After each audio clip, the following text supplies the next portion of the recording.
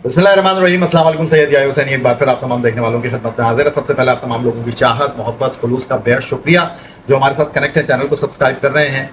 Plan तो कुछ ये था कि पाकिस्तान और बांग्लादेश के मैच पर बात करूंगा, आप लोगों से बात करूंगा कि पाकिस्तान के वर्ल्ड कप 2023 में आखिरी 4 टीमों में जाने के इम्कानात क्या हैं। लेकिन पाकिस्तान क्रिकेट में कुछ इस तरह चीज़ें वकू पजीर हो रही हैं कि आप सोचते कुछ हैं और हो कुछ रहा है। अभी थोड़ी देर पहले वीडियो करने से पाकिस्तान क्रिकेट बोर्ड की सिलेक्शन कमेटी के सरबरा और पाकिस्तान के लिए टेस्ट वनडे क्रिकेट में क़यादत के फ़राइज़ अंजाम देने वाले चीफ सेलेक्टर इंज़माम उल हक साहब ने अचानक मुस्ताफ़ी होने का ऐलान किया। और पाकिस्तान क्रिकेट बोर्ड की जानिब से 2 ईमेल जो हैं इस हवाले से जनरेट हुई।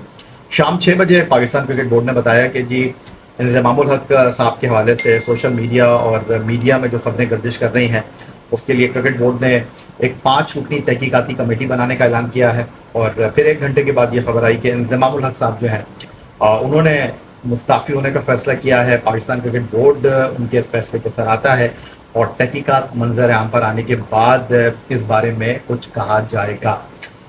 हुआ कुछ इस तरह है कि वो कहते हैं ना कि बॉइलिंग पॉइंट आ गया है कि पाकिस्तान क्रिकेट बोर्ड का, क्योंकि पाकिस्तान क्रिकेट बोर्ड की जानिब से ईमेल आती है जिसमें लोगों से कहा जाता है कि जी आप हमें सपोर्ट करें।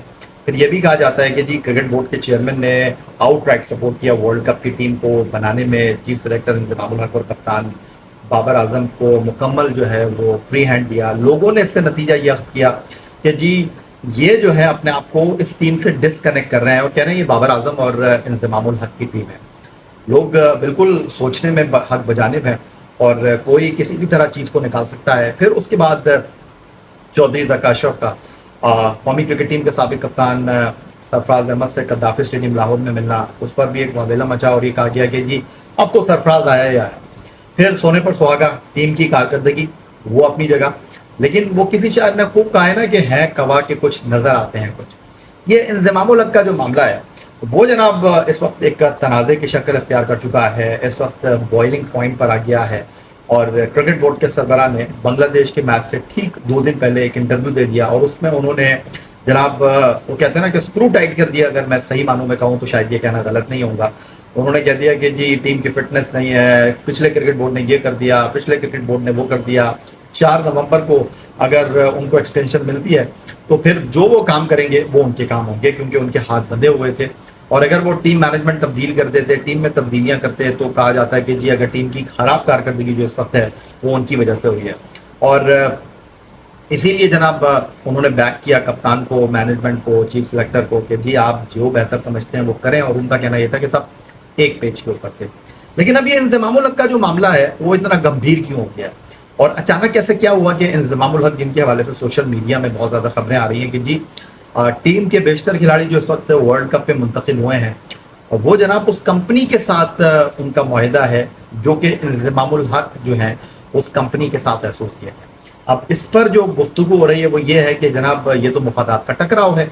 ये कैसे हो सकता है कि इंज़माम उल हक की एक कंपनी है जिसमें खिलाड़ी जो हैं वो उनके साथ मुआहिदा है, फिर वही खिलाड़ियों को इंज़माम उल हक साहब जो है वो पाकिस्तान क्रिकेट टीम के लिए मुंतखब कर लेते हैं। अब सोशल मीडिया पर और जो सियासी एंकर हैं उन्होंने इस हवाले से प्रोग्राम भी कर दिए हैं। बजाय इसके कि इंज़माम उल हक इन लोगों को जो है वो वजाहत के लिए रुजू करते, या जो अखबारात में खबरें आई हैं या जो सोशल मीडिया पर तो ठीक है आप हर किसी को नहीं पकड़ सकते, लेकिन जो रेनाउंड लोग हैं या जो मैं कह सकता हूँ कि वो खबरें अखबारात में शाया हुई हैं टीवी चैनल पर, उनसे वजाहत ले सकते थे कि जी आपने ये दिया, हमारा आपने मौक़िफ़ लिया। दिलचस्प बात यह है कि इंज़माम उल हक की कंपनी के कुछ लोगों का अखबारात में मौक़िफ़ भी आ गया कि जी ये जो खबरें चल रही हैं ये बिल्कुल ठीक है और ऐसा दुनिया भर में होता है। लेकिन अब इस सारी सूरत हाल में मेरे ये बात समझ नहीं आ रही कि इंज़माम उल हक ने क्रिकेट बोर्ड में जो है वो रिज़ाइन जमा करा दिया है। वो बैक वक्त जूनियर और सीनियर सिलेक्शन कमेटी के सरबराह हैं और मुख्तसर वक्त में 5 दिन के अंदर पाकिस्तान क्रिकेट बोर्ड जो है वो इस तमाम सूरत हाल का ऊँट किसी करवट बिठाने की कोशिश करेगा। तो ये चल क्या रहा है पाकिस्तान क्रिकेट में। और दूसरी तरफ राशिद लतीफ़ ने नेशनल टेलीविज़न पर बैठकर जो गुफ्तगू की उसका जनाब वो कहते हैं ना कि जवाब भी दे दिया चेयरमैन क्रिकेट बोर्ड ने। बहुत सारे लोगों का कहना ये है कि नहीं जी चेयरमैन क्रिकेट बोर्ड को जो है वो इतना आगे तक नहीं जाना चाहिए था। और सोशल मीडिया पर एक तूफ़ान बरपा है कि जनाब उन्होंने जी वो لیک کر دیا بابر اعظم کی جو خفیہ گفتگو تھی. تو دوسری جانب یہ بات نہیں ہو رہی اور اس بات کو پیچھے کیا جا رہا ہے کہ راشد لطیف جو پاکستان کرکٹ ٹیم کے سابق کپتان ہیں, انہوں نے تو نام لیا بابر اعظم کا اور انہوں نے کہا کہ وہ 2 دن سے فون کر رہے ہیں چیئرمین کرکٹ بورڈ کو. تو یہاں کیا پرائیویسی, سوال یہ ہے کہ ڈسٹرب نہیں ہوئی کہ چیئرمین کرکٹ بورڈ اور بابر اعظم کے درمیان اگر کوئی بات ہے یا Babar Azam chairman cricket board کو فون کر رہے ہیں تو بجائے اس کے کہ کوئی خبر آتی, راشد لطیف صاحب جو ہیں وہ اب ایک صحافی کا کردار بھی ادا کر رہے ہیں. اللہ تعالیٰ ان کو صحت دے اور اللہ تعالیٰ جو ہے وہ جناب ان کو اور ترقی دے. اور اس کے بعد چیئرمین کرکٹ بورڈ جو ہیں انہوں نے جو کیا, اب عمل کا رد عمل کہہ لیں, کرنا چاہیے تھا نہیں کرنا چاہیے تھا. ایک بات ہے کہ پاکستان کرکٹ بورڈ اس کو اور بہتر انداز میں لے کر چل سکتا تھا, لیکن اب جو ہو گیا وہ ہو گیا, ڈیمیج ہیز بین ڈن. لیکن اس ساری صورتحال میں اب لوگ بات کر رہے ہیں کہ جی پاکستان کرکٹ ٹیم پڑوسی ملک میں موجود ہے, اور جو پڑوسی ملک بھارت میں پاکستان کرکٹ ٹیم نمبر 1 کی حیثیت سے گئی تھی, ہمارے پاس ٹاپ کرکٹرز موجود تھے, وہ کرکٹرز موجود تھے جن کی نام کے ڈنکے بج رہے تھے بین الاقوامی کرکٹ میں ان کی کارکردگی کے, ورلڈ کپ سے پہلے وہ جناب اس وقت خاطر خواہ کارکردگی کا مظاہرہ کر نہیں رہے.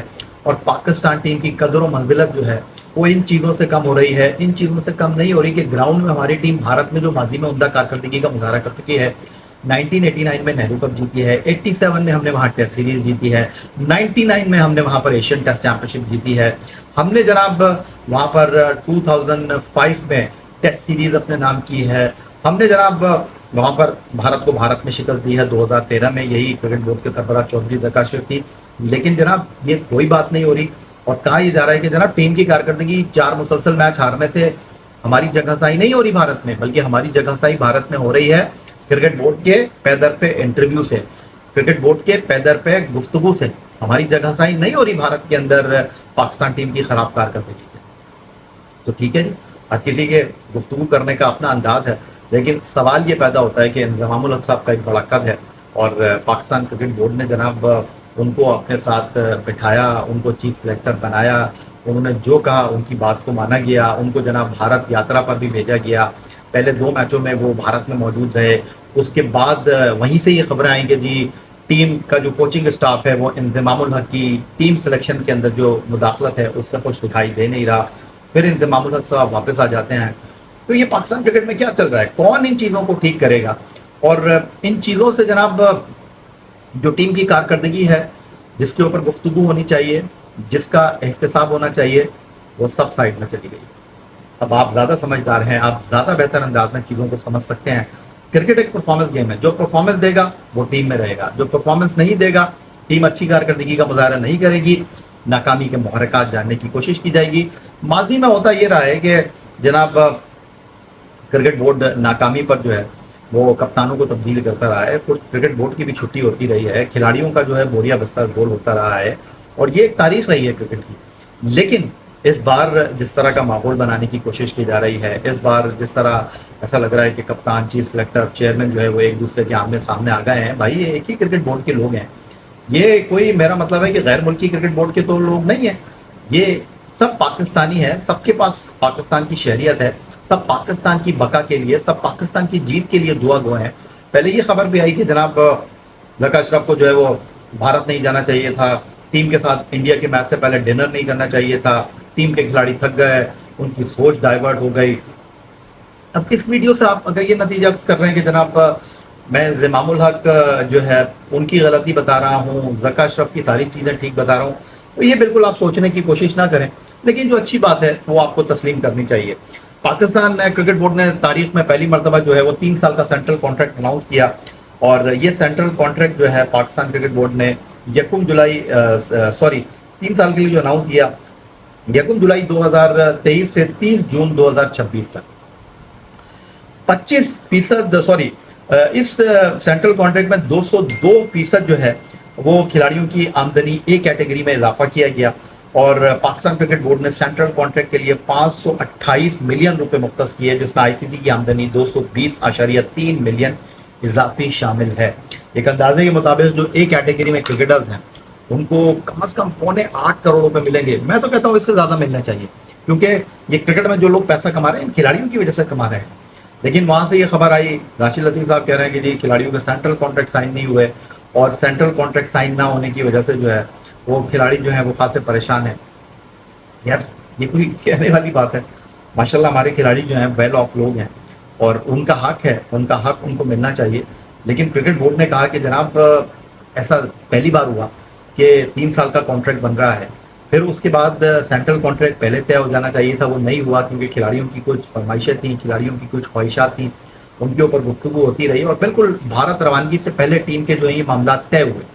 फिर उनका कहना यह है कि आईसीसी का रेवेन्यू माजी का क्रिकेट बोर्ड देने के लिए तैयार नहीं था, हमने ये देने के लिए आमादगी जाहिर की, तो फिर कुछ कानूनी मामला भी थे। और ऐसा नहीं होता सर सेंट्रल कॉन्ट्रैक्ट पे जनाब आप जिस तरह चेक पे साइन करते हैं, चेक पे साइन किया, दिया और पैसे आए और आप निकल गए। भाई सेंट्रल कॉन्ट्रैक्ट के कोई काफ़ी ठीक ठाक पेजेस होते हैं और हर पेज के ऊपर आपको साइन करना पड़ता है। अब ये जो क्रिकेटर्स हैं इनके एजेंट भी हैं, वो ये कहते हैं कि जी ये आप हमें दे दें, हम ज़रा पढ़ेंगे, क्योंकि अगर मैं गलती नहीं कर रहा तो माजी में क्रिकेट बोर्ड जो है वो उस खिलाड़ियों को सेंट्रल कॉन्ट्रैक्ट की कॉपी नहीं देता था और फिर कोई तनाज़ा हो जाता था तो खिलाड़ियों को बताया जाता था कि जी आपने तो सेंट्रल कॉन्ट्रैक्ट पर साइन किया है, पेज नंबर 28 के ऊपर लिखा हुआ है आपके ऊपर इतना फाइन, आपने ये बोला है आपके ऊपर इतना फाइन। तो अब खिलाड़ियों ने अगर अपने एजेंट रखे हैं, मैनेजर रखे हैं, तो अगर वो इसको पढ़कर साइन करेंगे तो इसमें कोई का बात नहीं है। खैर पाकिस्तान क्रिकेट बोर्ड ने जनाब उमर फारूक कालसन को जो डायरेक्टर मीडिया थे अब नहीं है, हंगामी तौर पर इंडिया भेजा और अब वो इत्तलात हैं कि मुसव्विदे पर दस्तखत करा रहे हैं। बैक टू इंजमामुल हक रिजाइन। अब इसका होगा क्या? मेरा ख्याल है कि एक बार फिर खबरें जो है वो गर्म रहेंगी और पाकिस्तान क्रिकेट को तो आप जानते ही हैं जनाब, पाकिस्तान टीम मैदान में खेलती है लेकिन पाकिस्तान क्रिकेट जो है वो हमेशा न्यूज़ में रहता है और इस बार पाकिस्तान क्रिकेट जो है वो मुकम्मल तौर पर न्यूज़ में मौजूद है। कौन गलत है कौन सही है ये मैं आपको नहीं बताऊँगा। बाबर आजम की परफॉर्मेंस से लेकर इंजमामुल हक की सिलेक्शन और चौधरी ज़का अशरफ के बयान, फैसला आपने करना है और आपकी राय अहमियत की हामिल है। और मैं ये नहीं कह रहा कि वो ठीक हैं ये गलत हैं, ये ठीक हैं वो गलत हैं। ताली दोनों हाथों से बजती है, तो जो कुछ भी हुआ है वो दोनों तरफ से हुआ है, वन वे ट्रैफिक नहीं है। आप तमाम लोगों की चाहत मोहब्बत खुलूस का बेहद शुक्रिया जो हमारे साथ कनेक्ट हैं, चैनल को सब्सक्राइब कर रहे हैं, अपनी राय का इजहार कर रहे हैं। अगली वीडियो तक के लिए सैयद या हुसैन को इजाज़त दीजिए। अल्लाह हाफ़िज़। पाकिस्तान जिंदाबाद।